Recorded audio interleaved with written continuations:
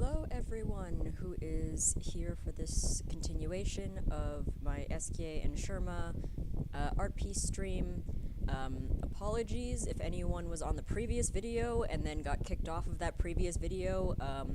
Yeah, I still don't quite understand how YouTube streaming works.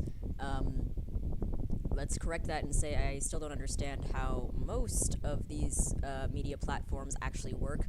I find YouTube incredibly frustrating because I feel like it makes it both way too easy to do stuff and then makes it really, really hard to stop doing the stuff that you are doing unintentionally. So with that video earlier, I accidentally started streaming it even though the settings were wrong. So it was from like the previous stream with the Silksong tapestry video, and I was trying to delete the stream video that it created that I canceled for like 20 minutes, and trying to figure out how to just delete the video was like pulling teeth. Eventually figured it out, but yeah, there was like other stuff with regards to that, and then I tried to open up this stream. Anyway, all of that's not really relevant, just in general I feel like a lot of these softwares are intentionally unintuitive, except for when they are intentionally very intuitive, and those times seem to be when they really want to be able to control the content, but like without giving you, as a person making it, active control over it. Anyway. I also see my model is kind of freaking out a little bit. I think that might have to do with lighting in this room, because I have a window next to me and the clouds outside are moving rather quickly, so like it's going from being fully lit to being very dim very quickly. Yeah, but since last time I have actually updated the Omi model a little bit. So I've got the same toggles that I have had from the beginning, so I've got the abyssal toggle, and that works. I've got my center screen toggle. I've got my tablet toggle, which I've actually added to a toggle instead of it being on something that I could accidentally hit. What I've also got is I now have a sad expression. I realize maybe my camera's not mounted properly, and that's why sometimes it's just freaking out. Yeah. I've got a sad toggle. I've got a tired toggle, which works with the sad toggle, so I can be sad and tired at the same time. Yay. I've also got a clear, which is really helpful. What was it else? I've got a sweat drop toggle. So that just adds a sweat drop to my model, like in any of the configurations. So, yay, I can now do all of that stuff, which is real fun. I've recently got the trial for Live 2D so that I can start learning how to make more complex models, and I'm really looking forward to that, so I might end up showcasing one of the more complex models that I've been working on in the next couple of days, assuming that I actually have time to stream. I didn't stream at all last week because I was too busy. Right, but with that all said and done, I have actually done a little bit of work on the SKA piece since last time. I just added, like, his, I guess it's a scarf, it's like a label, so I added that in. I've also removed the stuff on the side of his head for now, because I feel like I can maybe find a better reference for that, and I want to try finding a better reference for that before I continue with it. So yeah, this is where we're at, so I'm just gonna get drawing. Whoops, that's not the right toggle. That's the right toggle. Cool.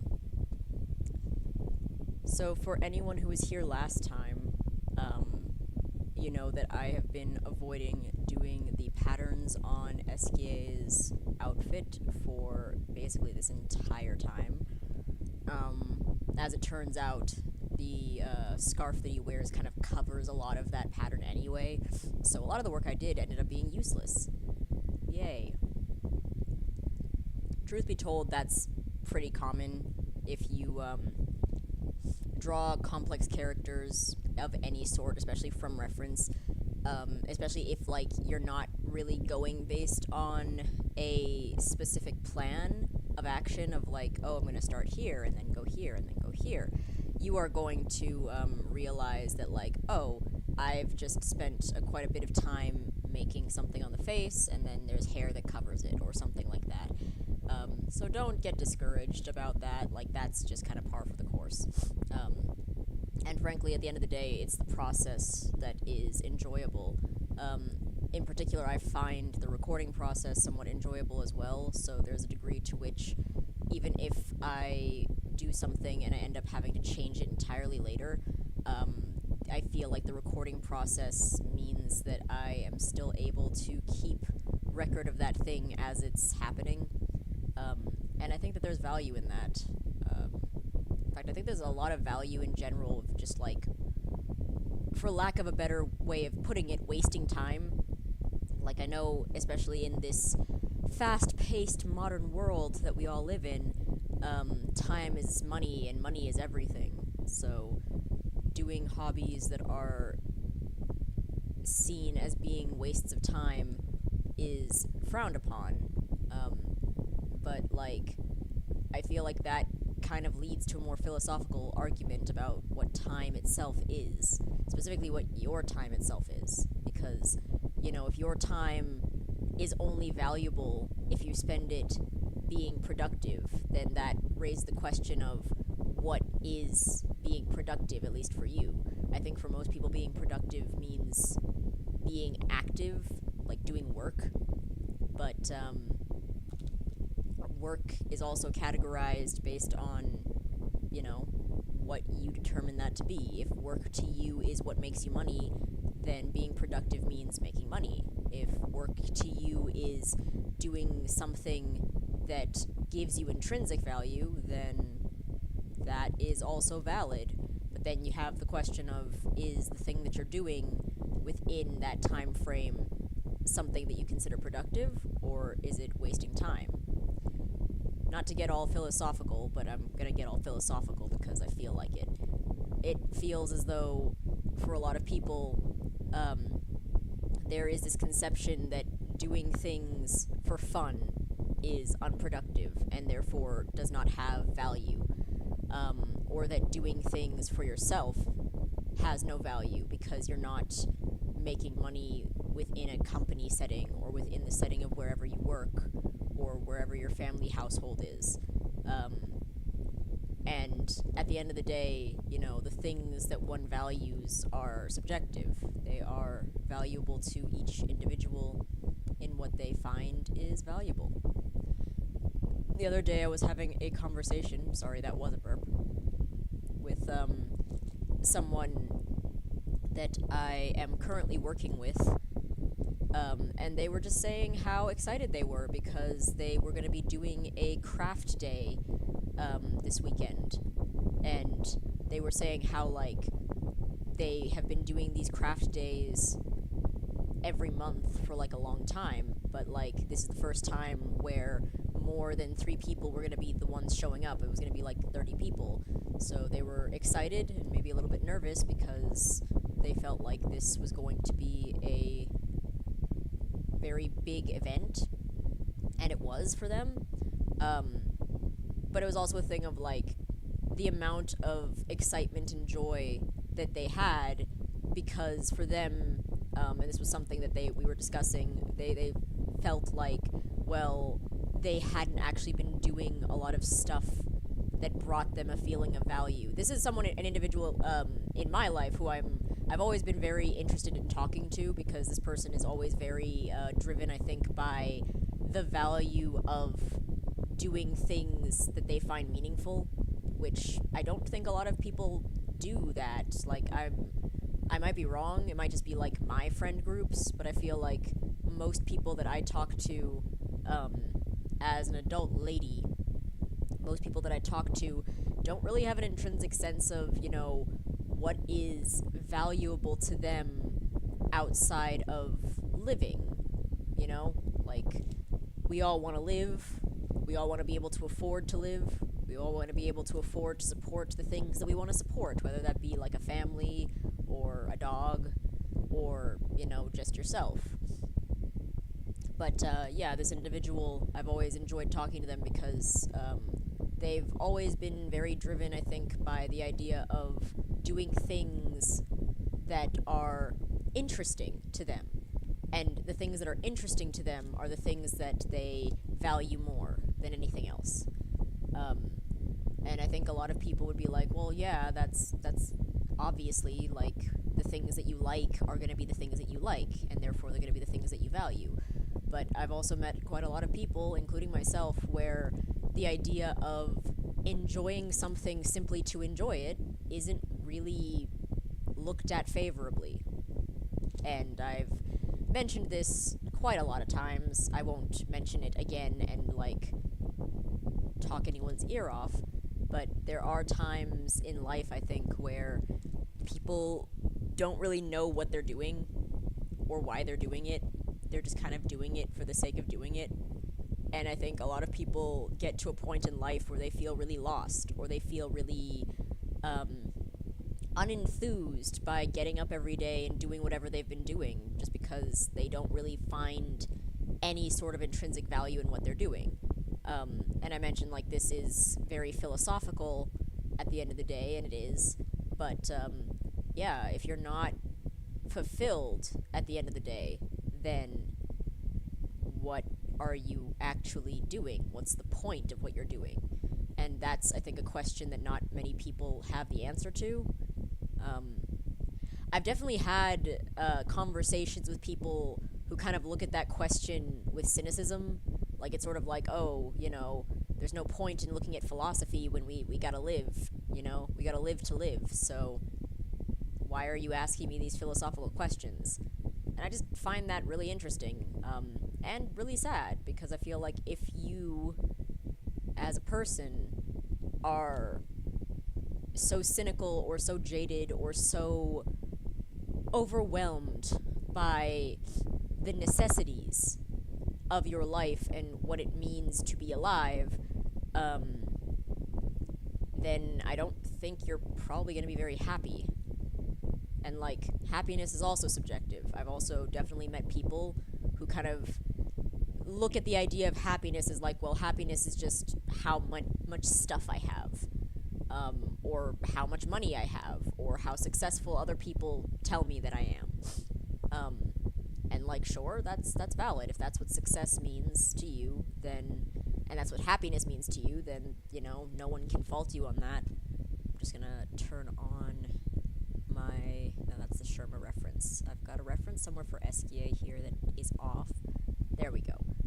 It kind of details these patterns a bit more. Like, right now, I'm just kind of drawing whatever, but these are very specific patterns in this. Ugh, so many patterns. But yeah, like, I think if the question of what makes you happy, or the question of, like, what makes you what makes you feel like an individual self, is a question that scares you, or a question that you feel you can't answer without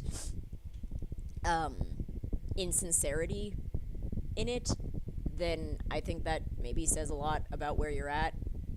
And like, I'm never gonna tell anyone how to live their lives. It's just, I feel like there are many people who are at that point of, like, I don't know how to answer the question of what I do, what makes me happy, what things in my life give me purpose.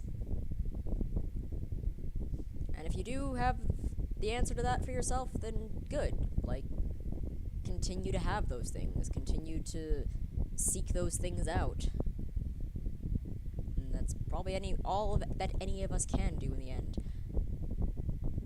I might entirely erase this pattern and then just, like, find a more accurate pattern, because I do not know what is going on anymore. But hey, we're just gonna go for it.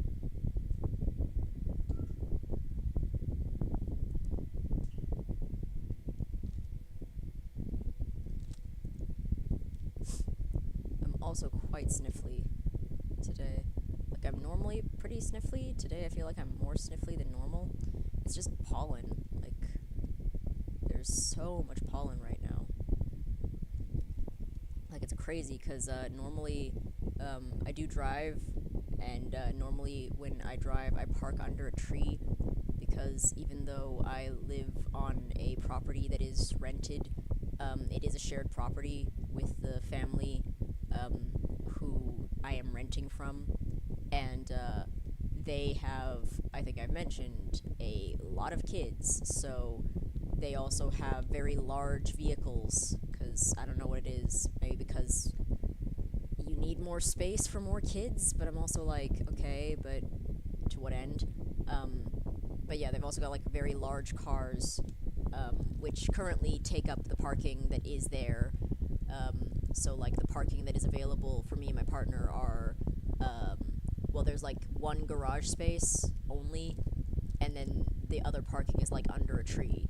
There's some parking like on the side of the building, but that parking is also taken up by large cars most of the time. And because my landlords often host events and things at their house, I'd feel uncomfortable parking there because A, I'd probably get parked in, and B, I'd probably be in the way of those events, and like, it's not my house, so I would rather not be in the way of those events. So yeah, point being that like the only space that I feel that I can comfortably park in is under a tree, and that tree either, depending on the time of the year, either has really sticky, really dark berries that fall off of it onto my car, or has really sticky sap that falls onto my car. And the sap's kind of worse than the berries because the sap's like transparent, but like it's super sticky. Like I think it's an acorn tree, so like once a year it releases this sap, and it's like a resin. It like covers my entire car, and I don't even see it. But it feels like my car's been covered with like, I don't know, like a texture coating of some kind. It's really weird, and it feels really bad, and I don't like it. But that's the situation. Also, birds live in the tree, and they poop a lot on my car. To the point where I have recently actually 3D printed a windmill and then stuck aluminum or aluminium, depending on who you are and what you want to say. I don't care. Stuck that to the windmill so that like it spins and it's kind of shiny and it irritates the birds so they don't poop on my car. But yeah, I don't know if it's actually working. Like I feel as though covering it with a normal reflective thing, you know, like that you use when you're parking in sunny areas to keep the sun from baking the inside of your car and also making your steering wheel unable to touch because it's so hot. Like one of those, I had one of those for a while, and I was putting it on the outside of my car. It was one that was designed to be put on the outside of your car. It's just like for additional protection from bird poop specifically. And I feel like that worked really well to keep them off of my car because it was shiny and distracted them. But unfortunately, and this is the weird situation of my parking with like choosing your poison essentially with where you park and what thing is gonna be the problem today with where you've parked.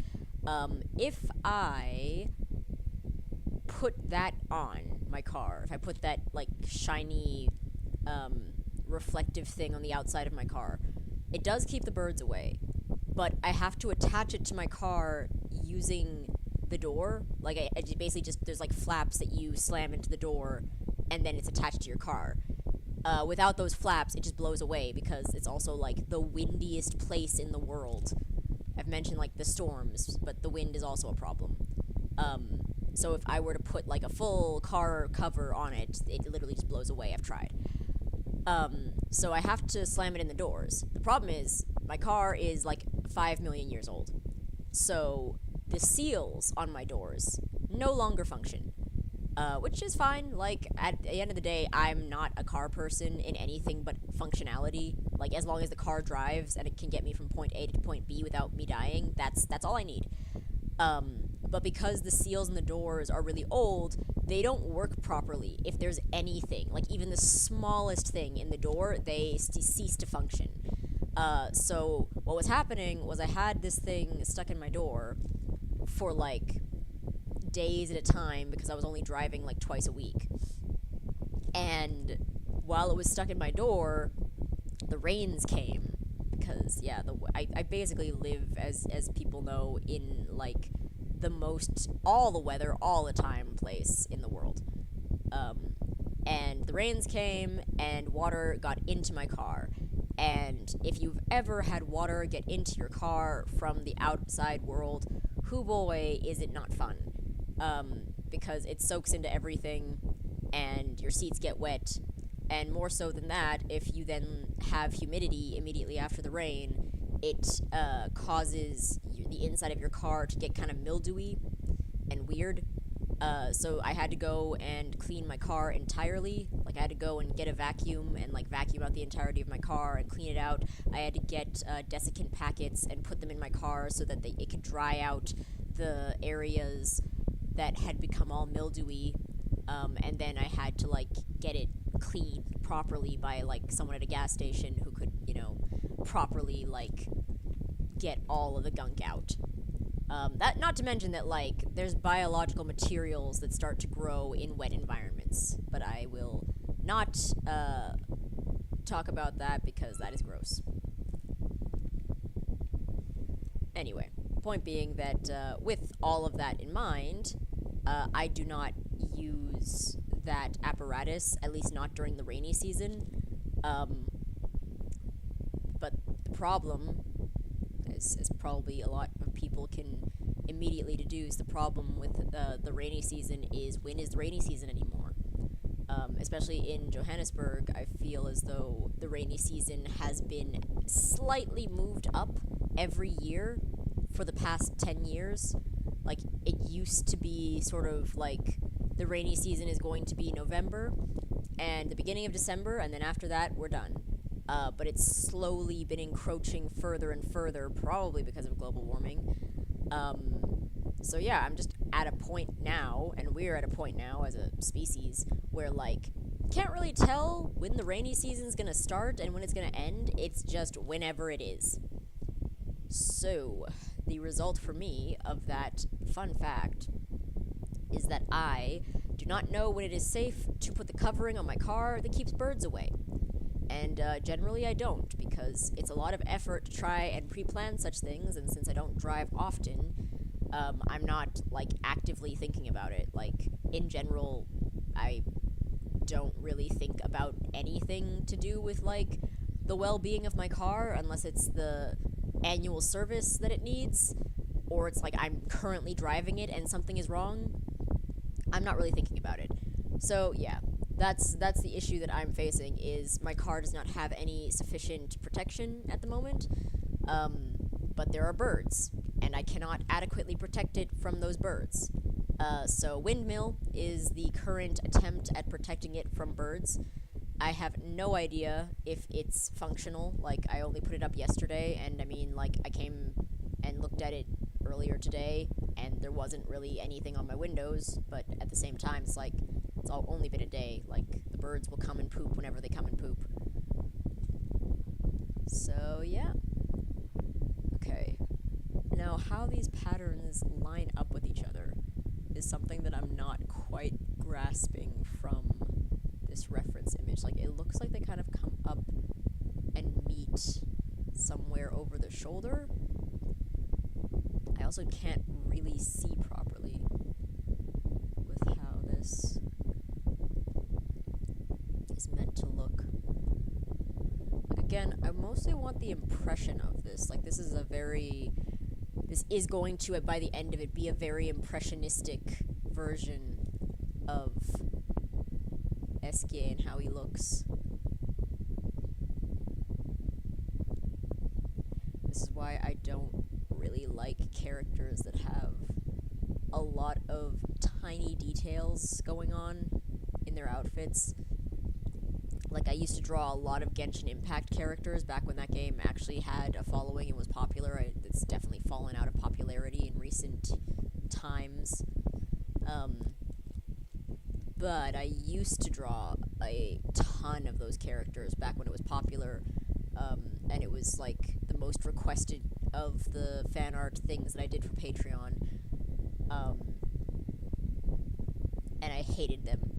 Like, there were a few that were okay, but for the most part, I absolutely hated them. Like, the amount of tiny, minuscule details, and like details that aren't really adding much to the character design. They're just kind of there to be like a lot.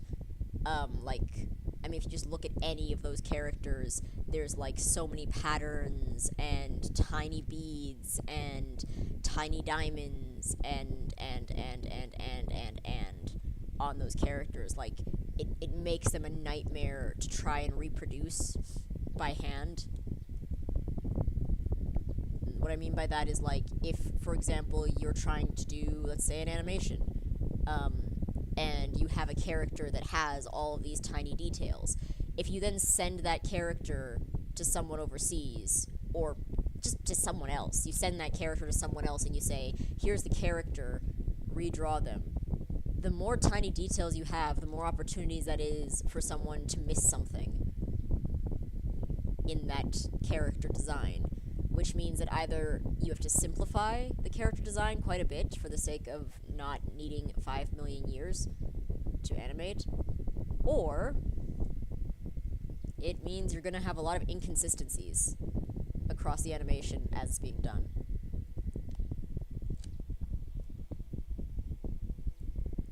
This is a really cool pattern. Like, I don't like drawing it because, as I said, it's tedious, but like, it is a cool pattern. Like, I don't really have anything to complain about with how it looks on the original. I will probably need to fix these lines, and I will also probably need to change the color of this, because at the moment I am just inventing stuff that isn't there. Which, I mean, that's what drawing is. Even from reference, you're making stuff from your head at the end of the day.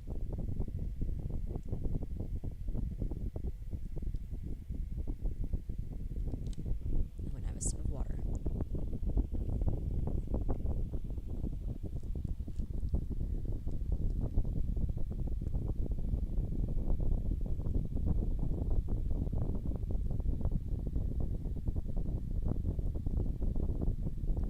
So I've recently seen that there are a lot, and I mean a lot, of SKA crochet patterns.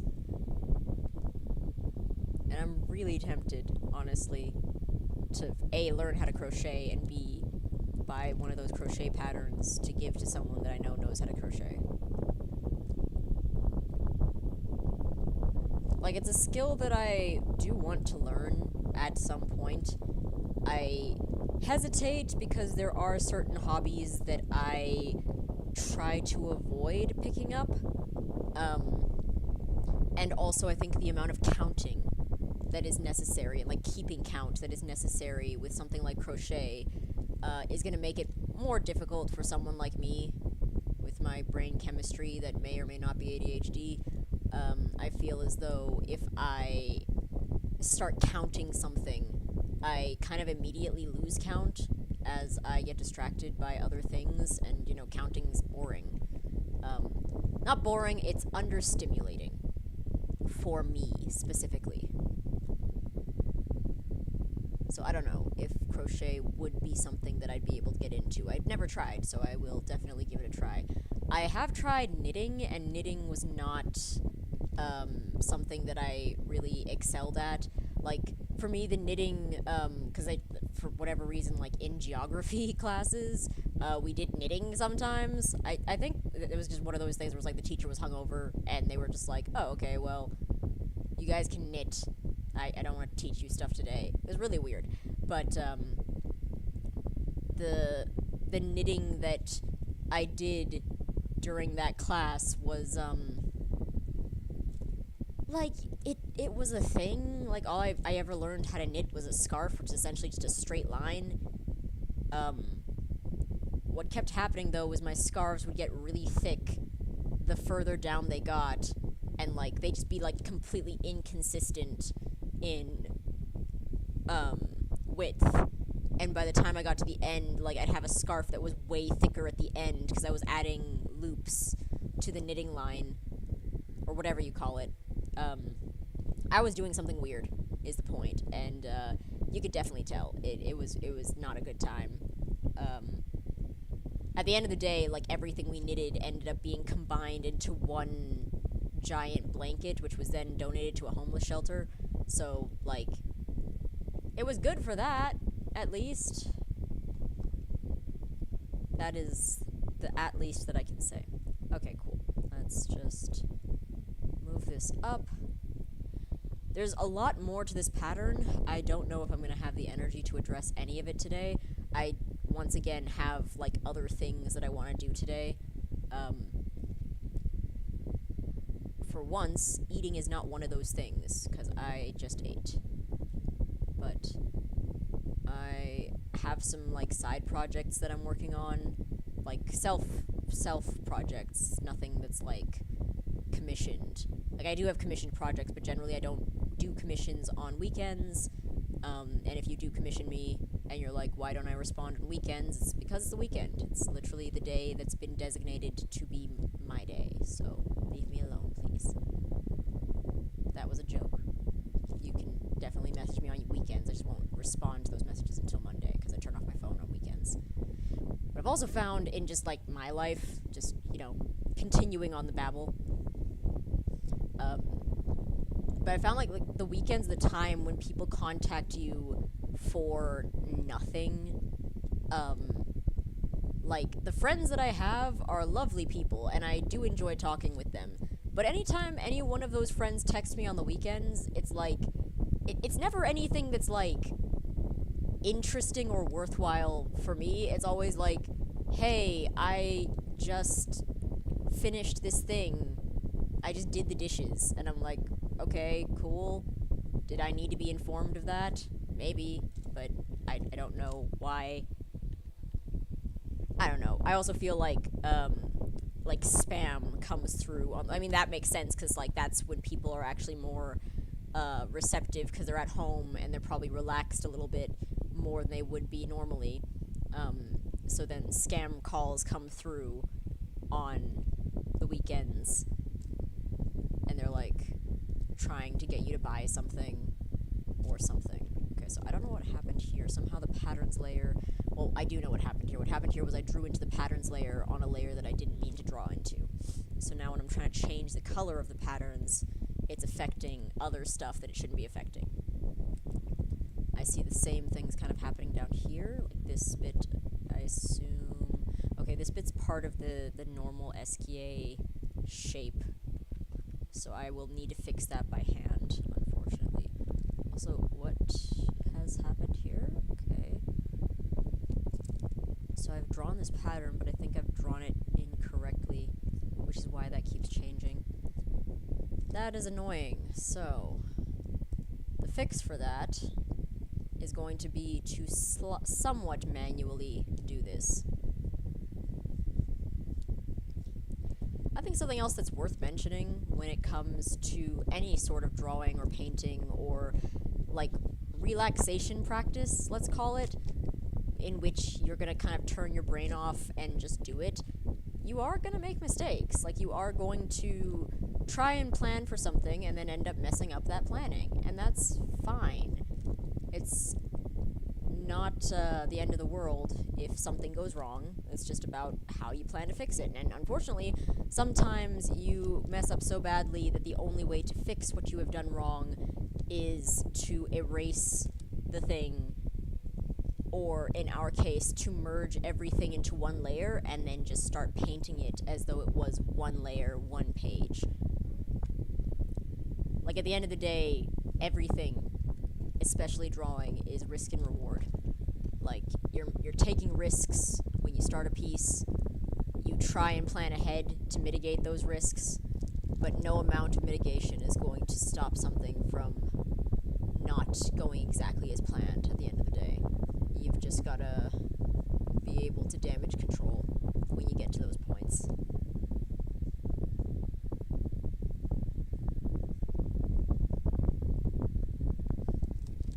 Cool. I am enjoying how that looks.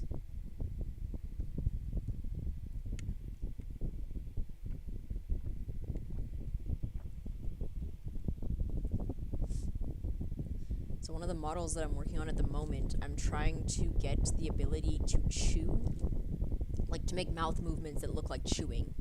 I'm trying to get that rigged into the model, which like on a character like Omi isn't really gonna work because yeah, the mouth literally just goes up and down, like it's a Muppet mouth. So chewing is this, that's chewing. Like the cheeks don't do anything. There's nothing to suggest chewing. The only things that could potentially suggest chewing are like acting, like making lots of noises and like, I mean, like what the Muppets do. Like if you think of like Cookie Monster when he chews, he's like super visceral about it, like to the point where it's kind of disturbing. But that's like the acting that really kind of sells the idea that he's eating something, even though the puppet has no ability to eat or chew or process food in that manner. So yeah, like, I'm currently working on a VTuber model that does have, like, some cheek animations for chewing. Something that is really annoying, though, is that iPhone has the most, like, receptive camera face tracking technology at the moment for VTube models. So there are certain actions that just will not work on a webcam. For example, like tongue tracking. Like if I stick my tongue out, this model does not have any sort of like tongue mouth pieces.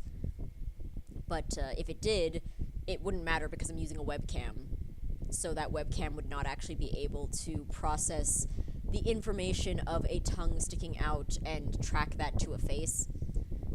Android can, kind of, but the VBridger application on iPhone is apparently, I've not tried it yet, I am trying to get my hands on someone's old iPhone 11, but apparently the VBridger application is, at this point in time, the most advanced in terms of the face tracking of those sorts of movements.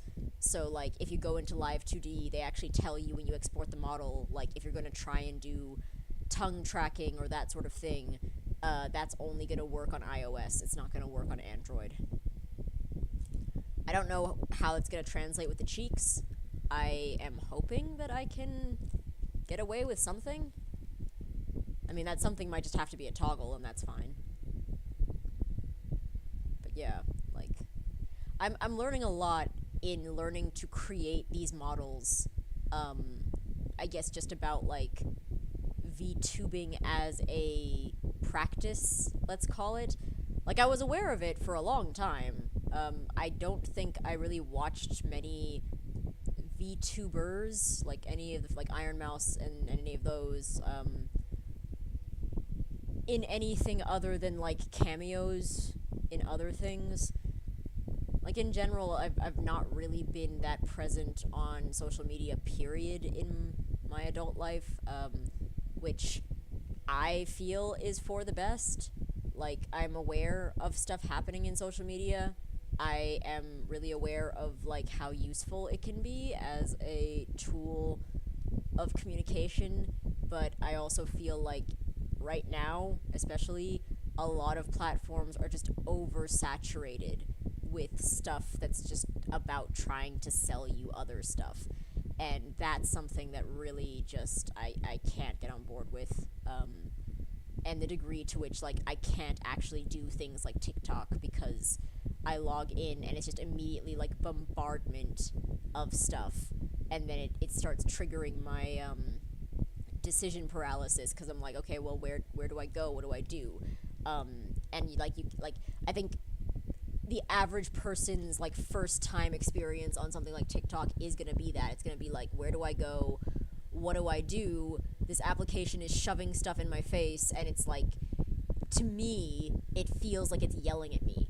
It's like, I just got here, and I'm immediately being screamed at to do 5 million things, or in this case, to look at 5 million things, and I immediately just shut down, rather than engaging when that's the case. Like, I prefer things where it's like, let me find something for myself, and then let me easily just leave and come back to that thing later without, like, not being able to find that thing because it's sort of a scroll up system where once you're gone, you're gone.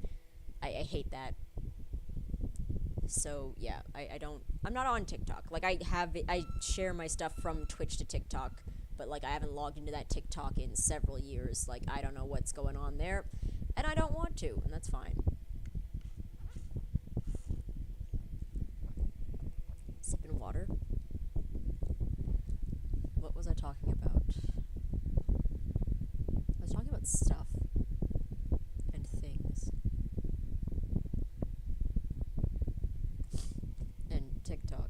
Oh, yeah, like just not being very active in like watching things on social media, and like not for lack of wanting to, just yeah, it just feels like an atmosphere that for me is very uninviting. And like I mention every single time I've done one of these streams how much irritation I experience just like trying to do something like delete a video or start the stream.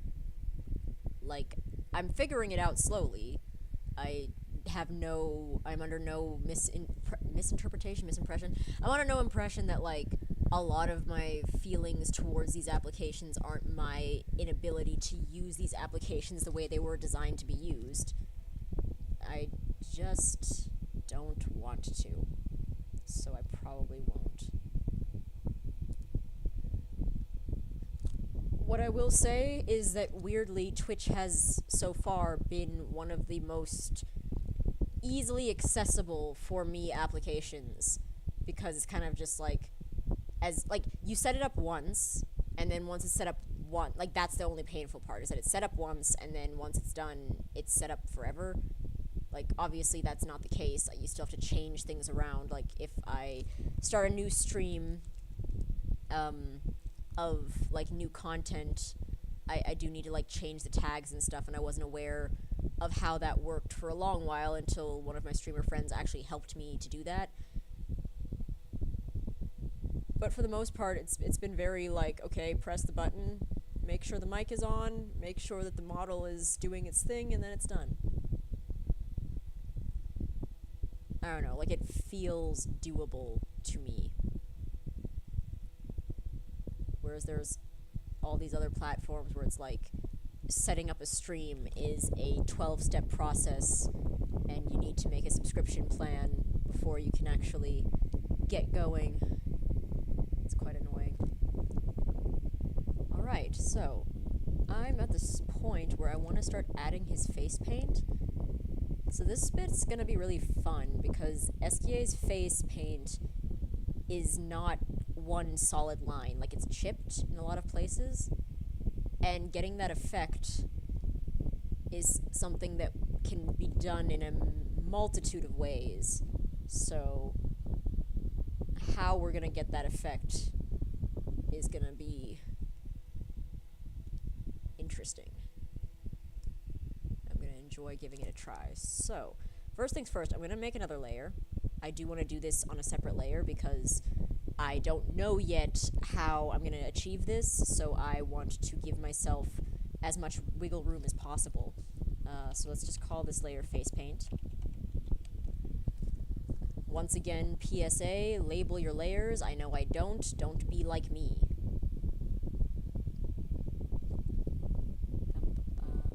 Okay, and the paint color is also a little bit less clear. This reference is way too pixelated. This one's better, but I don't know if I'm gonna get the accurate color because this looks like it's a little bit gray. So this is where it's always a good idea to just double check. So I'm gonna go and Google SKA and see what the kind of consensus is as to what color this face paint actually is. Because again, depending on the lighting, depending on the specific scene, depending on if this is an in-game render or this is someone else's interpretation, things are going to change. Ooh, there's a picture on Reddit here of someone who's actually made the SKA mask, and it looks so good. Anyway, so, by the way, if you import an image and you have a selection, it's going to remove your selection. So I like this reference of his face. I feel like that's giving me the vibes that I want. His face is also a lot more wooden than I was interpreting. But it looks like the face paint kind of... It does go past this line, so it comes up like there. And it does go past this line, but not as much as I was thinking it did. It's almost like it fades off a lot more as it goes past that line. And I'm just going to use the blue that's in this shadow here as the blue of the paint. And I'm going to use one of my special brushes. So I've got a lot of different brushes. I don't think you guys can see that in the OBS window. No, you can't. But I've got a lot of different brushes from a lot of different points of my life, honestly. Like, when I was in college, I used to go onto DeviantArt a lot and, like, go to specific artists who did brushes for, like, their Patreons and things, and I would collect those brushes. And, like, there was a very... And I will shamefully admit I also played into this misconception. There was a very bad misconception in the specific space that I was in, because I studied game design at college. So in, like, the game design spaces in college, specifically the game design spaces, because it was split into, like, engineering degree and arts degree, and I was in the arts degree. The misconception that, like, you got better results with better brushes. And, like, that does kind of make some logical, rational sense if you think about it. It's like, oh, okay, if I have a brush that has this shape, and I want this shape, like if I want to make leaves, and I have a brush that's shaped like a leaf, obviously I can achieve a leaf. But I think the misconception that was kind of the understood, even though it was wrong, but this was, like, agreed upon as factual misconception, was that the brushes are gonna make you better at doing the art and, like, make you more accurate at drawing and give you better realism, and that's just not true. Firstly, it's definitely not true for realism, because you can achieve any texture in the world that you want to achieve with enough effort. Like, certain brushes can make it faster to achieve that texture, but they're not necessarily going to make the texture look more realistic, because at the end of the day, that comes from the context of how the texture is placed and where the texture is placed. It comes from your level of skill in being able to interpret things and translate them onto a 2D space. There's a lot of things involved. Frankly, the least important of which is what brush you're using. Like, I think it's just, like, it's very easy, especially when you're, like, still a kid and kind of ignorant, and also, like, arts specifically has this annoying, what should I call it? Like, it's got this annoying, like,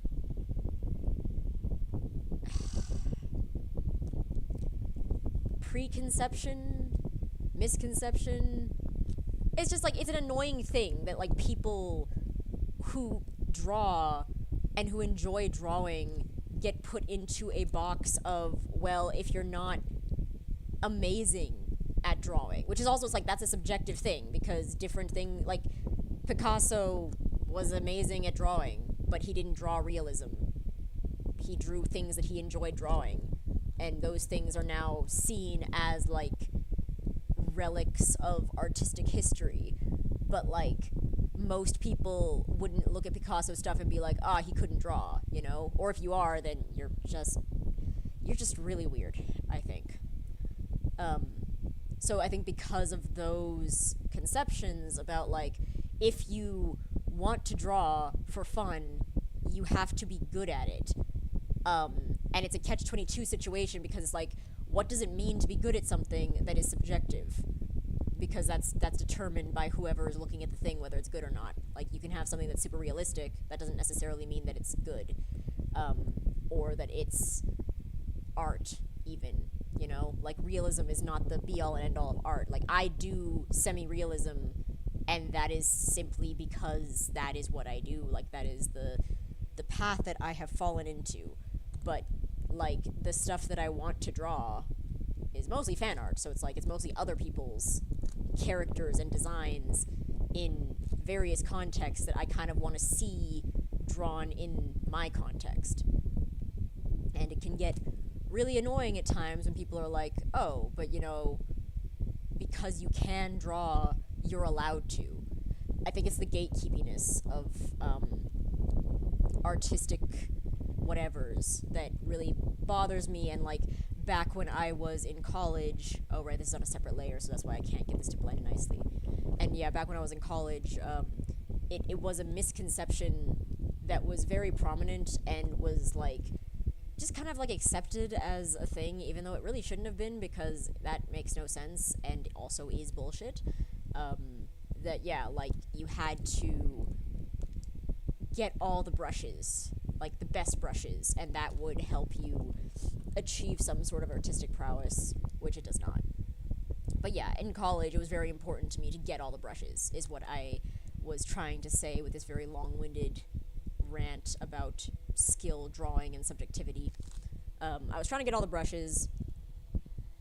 I obviously could not get all the brushes, but I managed to find a lot of different brushes for a lot of different scenarios, and I still use those brushes to this day.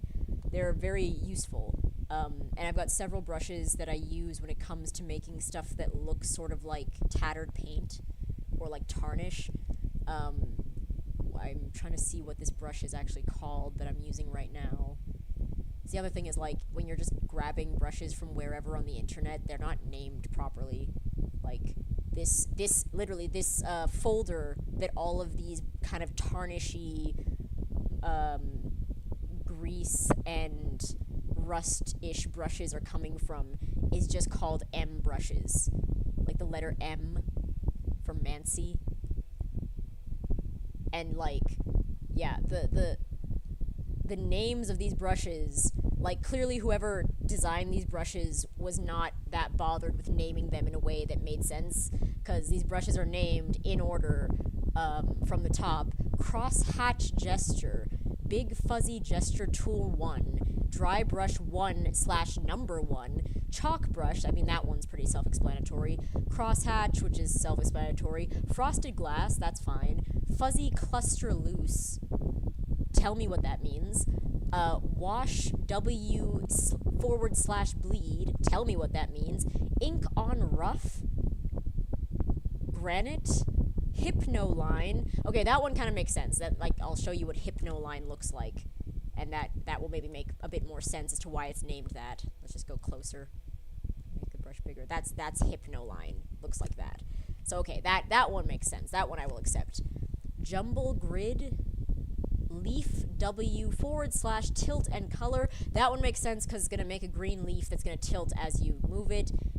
Harry W/. Okay, I'm gonna stop now. Like, basically, these brush names, for the most part, are like, unless they are your brushes, and maybe even if they are your brushes, you're not gonna know what this brush is gonna look like based on the name. I'm sorry, whoever made these brushes. Like, I'm sure you did your best. Oh, and then this, I think, needs to be set to multiply. I think that's how, no. This is also a bit of an annoying thing, is now I'm using the same brush that I had before, which is called, by the way, Triangle Jumble? Tumble Planet. There's a lot of brushes here that look basically the same in the default view, but I can't tell.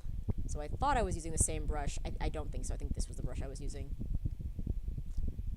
But, like, yeah, sometimes they're meant to be used in certain conditions. Like, some brushes are meant to be used with, like, the multiply tool on. Some are meant to be used just as is, like, just go in and use it. And sometimes it's just a guess. It's anyone's guess as to what's going on. So, like, I try my best with these to this day. But, I can't really tell you what their intended use was meant to be. I just want this to look like paint, and I think that looks like paint. And yeah, you could have achieved this with a brush that's literally just a circle. You could have done that. It would have taken longer. It would have been a little bit more of a headache, but you could definitely achieve that. You can achieve any texture with any texture. Like, I've mentioned this before, but the 3 brushes that I use the most when I'm painting are the soft brush, the hard brush, and the soft hard brush. That's literally it. There's no, like, mysterious combo of these things that I'm using to get more realistic textures. I am just using the normal brushes to get the normal textures. Okay, I lie. I prefer having the ones with tapered ends, and that's just a preference, because I feel like I can control them better, but I could also, like, take any of the standard brushes, and, you know, there's settings in software like Photoshop that allows you to taper the ends yourself. I just don't, because I'm lazy. Ugh. I'm so sniffly, I might actually need to take an Allergex or something. Okay, and I see, like, he's got... Okay, so, like, his eyebrow area is, like, chiseled out. So, like, what looks like blue here is actually just a shadow. And I've not... Okay, so he's got a bit of a ridge, but I think I've exaggerated that ridge a little bit too much. I'm gonna keep it this way because I like how that exaggerated ridge looks on SKA. So I'm gonna keep that. I'm also, now that I've, like, figured out what's going on with the paint, I'm just gonna merge that layer down. Whoops, I realized that this layer also contains the reference. Ha. Funny. Yeah, getting your reference layer accidentally onto the layer you're drawing is, like, a tale as old as time. It's also why I, like, generally try and keep your references away from what you're drawing, because if that happens, it's easy to just do what I just did, which is select out the area and copy-paste it somewhere else. But if it was, like, on him, that would not have worked out well. Like, I wouldn't have been able to merge that. Or I'd have to just, like, very, very carefully remove that. Very, very carefully. Okay. I'm also just looking at my scene. So, like, I did say my scene was probably going to be at night. So I think these blue shadows will definitely work for that. And I do have some blue shadows already in his clothes. So just confirming that that is still going to work here before I commit to it.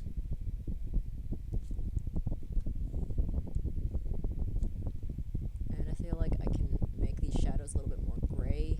They don't need to be so stark blue. Like, in this scene, there's, like, a lot of blue shadow, so it makes sense that, like, you can see how blue it is on those shadowy areas, but in my case, that's not really working out, so I'm just making the shadow less blue. And I will probably adjust that as I go later, depending on what I put in the background. Then I'll adjust that as needed. Okay, and now I'm gonna rough up the lines that actually make up his face lines, because in the reference, because he is someone's doll, you know, so, like, he's not perfectly sculpted. Things are painted on, and they've been painted on by a child. Literally, that's not an insult. That's what he is. Play the game. So I'm just gonna rough up his face lines a bit, so they look like someone painted them on. Someone who had, like, what looks like a marker, or, like, something etchy. I just want to make them, like, more sketchy, you know? With this brush, going too big is a problem. I can't go too big too quickly. So we'll just keep it low. I also have my smoothing on, and it's on at 100%, so, like, there's a lot of lag being added to my brush at the moment, which gives me more control over its trajectory. If I'm doing line art, or I'm doing something that requires a bit more control over the pen and the direction of the pen, I will always turn on my smoothing. Like, smoothing is great, but it's also, like, if you don't know about it, it's the worst, because you'll think, like, oh, something's wrong with my computer, or, like, my CPU's acting up, and it's just that smoothing is turned on to 100%. So do make sure you check every now and then if, like, things aren't feeling the way they are supposed to feel. If they feel kind of laggy, then just check that you don't have smoothing turned on. On that note, just a small side vent. I really hate how Clip Studio Paint has features like smoothing, or what is it called? Stabilizing is what it's called in Clip Studio Paint. I really hate that those features are contained in, like, a tray UI, So it's like, in order to access them, you have to go to the brush, you have to go to the tray, and you have to turn on smoothing or stabilization for that brush. I hate it because it means that I have to go and find it for every single brush. I have to turn it on manually. If I forget to turn it off for that brush, because it's not like a one size fits all thing, I might forget that it's on for like that brush. And if I forget that it's on, then I don't turn it off. And if I don't turn it off, that means that the next time I use that brush, it's on again, and then I just think that there's something wrong with my computer. The amount of times I've been in Clip Studio Paint trying to do something, and like the brush is not working the way I remember it working, and then I'm like, is stabilization turned on? And I go and I'm like, yes it is. Just like, can that just be like a thing that's out in the world space of the application, please? Clip Studio Paint, please. Okay, that's my lawn. That's my get off my lawn speech for today. Right, just wanna do a little bit of blending here. Just kind of blend it in a bit better.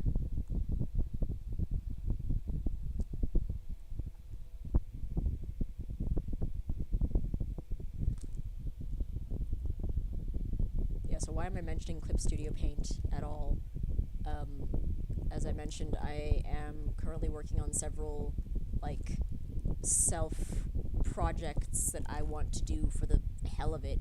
Well, not for the hell of it, like, I want to do them because I am super interested in doing them, and, like, just recently in my life, in general, I have also been kind of feeling like, you know, I'm doing a lot of stuff without really having a purpose or a specific desire to do the stuff that I'm doing. Like, I'm doing stuff to be able to live, which is valid and fair, and no one should ever judge another person for needing to survive. Like, genuinely, that's my cold and honest opinion, is like, if you're the sort of person who works very hard because you need to work very hard to survive, because, you know, the economy is not in your favor, and, you know, people around you are like, oh, you work too hard. Like, that's sorry, I'm like cutting another rant into my current rant, but it's just like, it is a privilege to not have to work hard, and I don't think most people have that privilege. So if you, for whatever reason, are thinking of saying to someone else, like, hey, maybe don't work so hard because, you know, there's more to life than work, maybe just take a second to check your privilege, because there are times where that might be valid, but especially if you don't know the person's situation, you should never say that to someone, because you don't know their situation. You don't know their financial situation. You don't know if they have to work like 6 jobs just to be able to pay rent. So shut up. Just, you know, just a side note. But anyway, that side note has now distracted me from the true note that I was going to say, which is, yeah, recently I've been feeling like most of my life has been spent working towards just survival, like, not really having a specific purpose for, like, oh, I want to do this, or this is something that brings me joy. It was just a thing of, like, I need to survive, and to survive, I need to make money, and therefore I need to do things to make money, which means that, like, you know, there are no breaks if you're working freelance, especially if it's like, you know, you're working freelance and that is your main gig. That is your main gig, and there's no such thing as weekends. You're working paycheck to paycheck. And, like, that's been my life for the longest time. And, like, there's nothing wrong with hard work. I really value hard work, and I love being a freelancer because I feel like it allows me to do things on my own pace as well, because there is a trade-off of, like, yeah, maybe it's not the most stable of jobs, but it does mean that, like, I control my hours. I don't have someone else dictating to me whether or not I'm working enough. That's another thing, is, like, working a 9 to 5, especially when it's working for, like, not all companies are evil, but a lot of companies are evil, and it's just like, when you're working for an evil company and that company is saying to you, like, you're not working enough, or you're not producing enough, and it's sort of like, you know, that company has no idea what you're dealing with at home, that company has no idea what the amount of work that you have done, If you're doing like extra work and the company is telling you like, no, that's just expected. I think especially in teaching, it's one of those things where like there's a lot of work that you're paid for and a lot of work that you're expected to do. And you're not paid in addition for the expected work. You're just paid for what you're paid for. So there is a large degree of like, no, well, if you're not doing the expected work, then you're not working enough. But I digress. In that feeling that I was having of not really working towards a purpose, I decided that I should be doing something with a purpose. And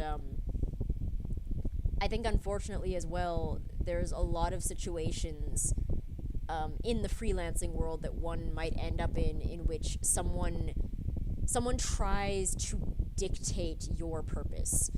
What I mean by that is someone comes along and says, "Oh, you're an animator, or you are an artist, or you are a writer, or you are a game developer, you know, just cut, paste, insert whatever to fit this motif."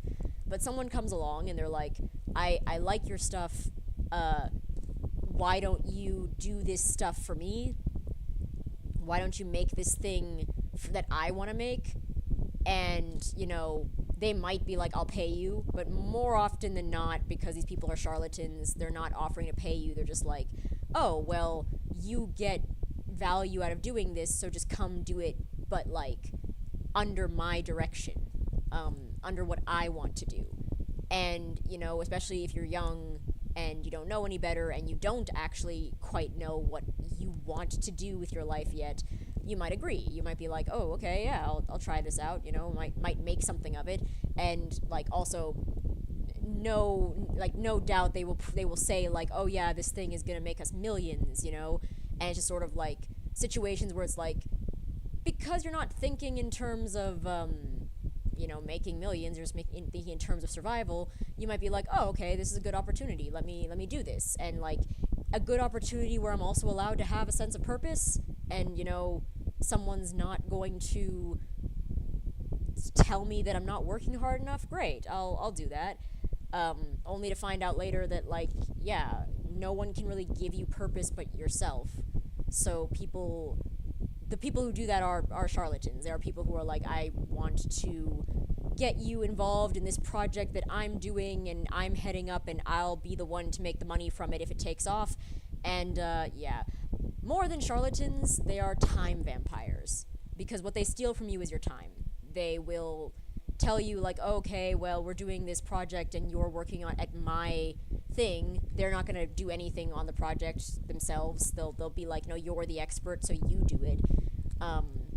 And then you'll do it thinking that like there's some point to it, only to find later on that you've wasted a lot of time doing this project and that there really wasn't a point to it at the end. It was just someone trying to take advantage of you and your time. And like maybe on some level, if whatever was going on did end up being lucrative monetarily or otherwise, they would have just taken that. It's the sort of people as well who will be like, you know, it's our project, even though they haven't done anything to contribute to the our project. You know, they're just like, oh, okay, well, this is our project, and, you know, we're a team, and you need me because I talk nice, or you need me because I'm a business person, or you need me because just copy paste insert whatever you want.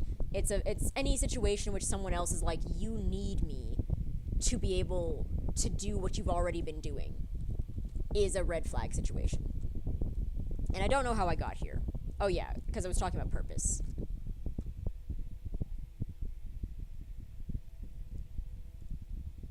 I was talking about purpose, and it led to talking about scam artists. But that's the point, is like, there's a lot of people in this world who will try and sell you a sense of purpose, and genuinely that's just not something that another human being can do for you. Like, other people can provide you with fulfillment. Like, if your fulfillment comes from having a partner, or having children, or having a family that you take care of, then yeah, they can provide you with fulfillment, but what they can't do is they can't give you a purpose. Because the fulfillment that they're giving you is fulfillment that you already had, It's just that it was directly linked to being a provider for your family or being, in a relationship or whatever. It's that's a thing that's like people can talk about it until the cows come home, but that doesn't mean they can give it to you. Only you can give you what you need to feel as though you are being fulfilled in your life. Yeah. And I'm currently doing stuff that's like, honestly, it's outside of stuff that I've done before, because like it's a lot of like writing and like webtoon stuff, and I'm just like trying a lot of new things. Like I'll be participating in Global Game Jam as well, over the weekend, which is something that like I've done game jams before. I've never done the Global Game Jam, so I'm really looking forward to that. And it's just like, I think myself prior to having these thoughts about whether I feel fulfilled or not would probably not be looking to do something like that, because I'd be like, I've got a job and I've got freelancing and I've got like 10 million other I gotta do laundry, like just 10 million other things that I could say as an excuse to not do that. So like, yeah, these are just things of like, if you're looking to see what does give you fulfillment, and you're genuinely like, I don't know what gives me fulfillment, just try doing something that you haven't done before and just see. Like, the worst that can happen is you do it and you don't like it, and then you don't need to do it again because you already found out you don't like it. It's also not to say that like you don't know yourself, because I think oftentimes, again, with like the charlatanism, there's a lot of times where people are like, oh, just try this thing that sounds kind of sketchy because you've never tried. How do you know if you've never tried? And it's like, well, I've never tried being in a cult, but I just have, just a feeling, just a tiny feeling that like it's not for me. Never tried, but I think I'm good. I don't think I need to try to know that it's probably not gonna work out, For me, that's camping. Not to say that camping is a cult, it's just that like I've got a lot of friends and a lot of family who are super into camping, and I'm just like, that sounds awful. Being in the wilderness with mosquitoes when I am mosquito target number one, for days without access to my phone or like my computer and things that I use to like do things, and if I want to write or I want to draw, I have to do it on a piece of paper that's like scratching me and leaving ink everywhere, and then not to mention like the toilet issues when it comes to camp. Just like, yeah, I don't think I ever need to go camping. If I ever do go camping and it turns out I love it, then I will rescind that statement in its entirety, but I don't think I'm ever going to go camping, because I really don't want to. It doesn't sound like fun. Okay. And there's Eskier's jacked up face. It's not jacked up, he's painted, his painted face. I do think I'm getting the look that I want out of this sort of paintedness of him. He's actually, he does have a jacked up face. Like, his face is really dirty from the reference. Like, I don't know if that's just because of like the paint of the wood that's on his face it's like it's fading, or if it is meant to be sort of a, well, he's done a lot of like swimming and fighting and various things which have now messed his face up, like damaged his paint job. Like, he's clearly a very outdoorsy character. So what I'm doing here, by the way, is I'm just putting down very, very gently sort of like the markings, or like the spaces where I see like paint fade and paint chipping and paint weathering, like just so lightly. And like it's gonna look bad initially, because now what I'm gonna do is I'm gonna use my mixer brush with the same dry brush attachment, or dry brush, whatever. I'm just gonna blend it in a little bit better. So this is gonna make it look kind of wet as well, which might not be exactly what we're going for. I think it'll work here for Eskia for the scratches. But it's just like little bit at a time, don't go overboard. I just want to gradually get the texture that I'm looking for here. What I will also do, because there's some place where I'm like, I want to leave a little bit more of the hardness behind. So there's some place where I'm not going to do this as much. What I'm also going to do is I'm going to use the white with the... That's not white. Why is that not white? Why is that blue? Okay, again, this is because of how the brush is. Because I think this brush is taking from both my background and foreground color is what's happening. So I'll make that like gray, and then yeah, now that's gonna be more accurate. Yeah, so I'm just gonna take the same brush with like a little bit of white and gray, and I'm just gonna go over those areas that look too wet and just kind of scratch them up. I'm also just gonna turn off my sketch layer quickly because it is gonna, especially for like these little tiny details, you know, the sketch layer is going to give you a bit of a false idea of what's going on. So I'd rather just have it off for this.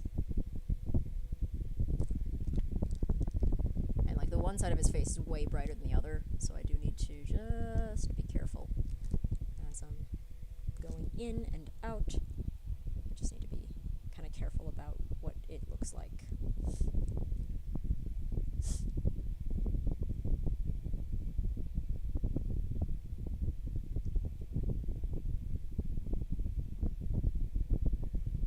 For areas like this, where there is actually quite a lot of detailing on the model, and it's like detailing of like rust or scratches or things like that, I do actually try to be more accurate than I might normally, because I feel as though things like scratches and rust and detailing of that nature are incredibly character specific. So if I want to get the vibe of a character, I want to get those details correct. Because like, for example, you know, if the character has, you know, with SK, he's got like this paint on his face, it's all chipped up. The places the paint's chipped up, how it's chipped up, all of that is related to who this character is, what they've been through. It's like scars or tattoos. It's like those are things that you need to be very accurate about because they are so specific to that individual character. So I feel that the accuracy in those things is very necessary.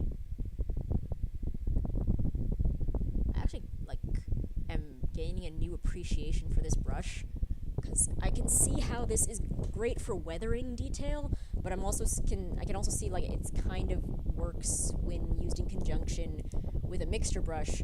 It's working really well for getting the idea of like paint that has dripped from a surface. I quite like that. I think that's something that will be very useful in the future. Like I said, I got these brushes in college, and like I've still been collecting brushes since then. So it's just like the collection has built up over time. So occasionally I'll remember a brush that I haven't used for years, and then remembering it, I'll be like, oh yeah, that was a pretty decent brush for this specific technique.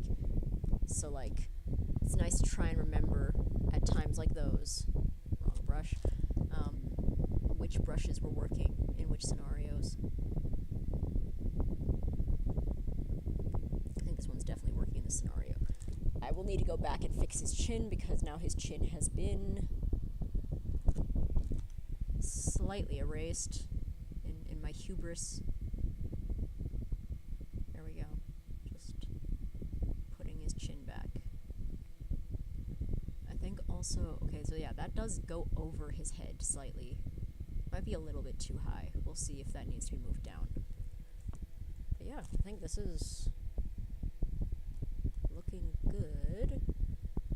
Oh, okay, I've just realized now what's going on with his label scarf thing. It's attached here at his ears. So it's attached to his face.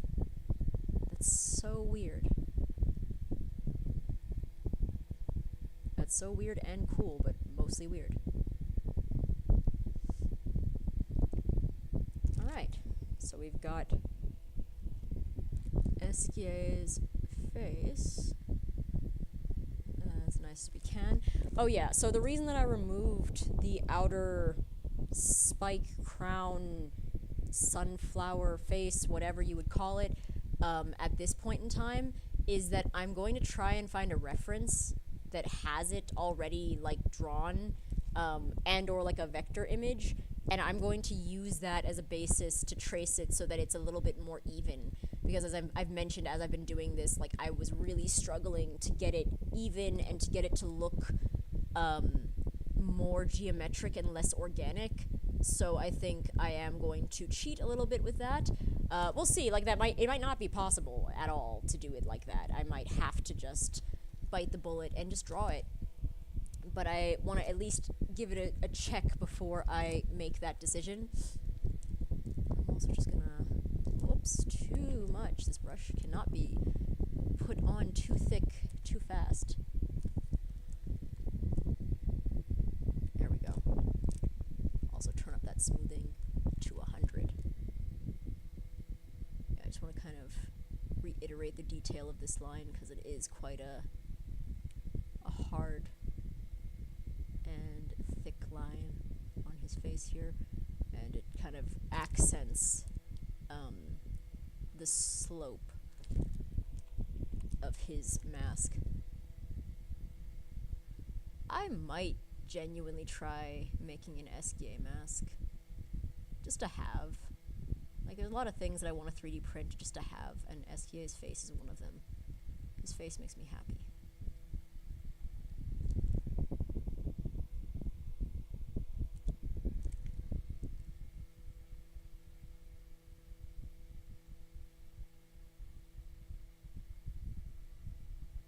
Alrighty. So that's where we are now. I'm probably gonna take a snapshot of this and use it for the next thumbnail. But yeah, this is the progress. I'm gonna end the stream here because I want to go do other stuff. Thank you again to everyone who has attended this stream. Hopefully I do actually stream on Monday, and if not, then, you know, whenever. Okay, bye!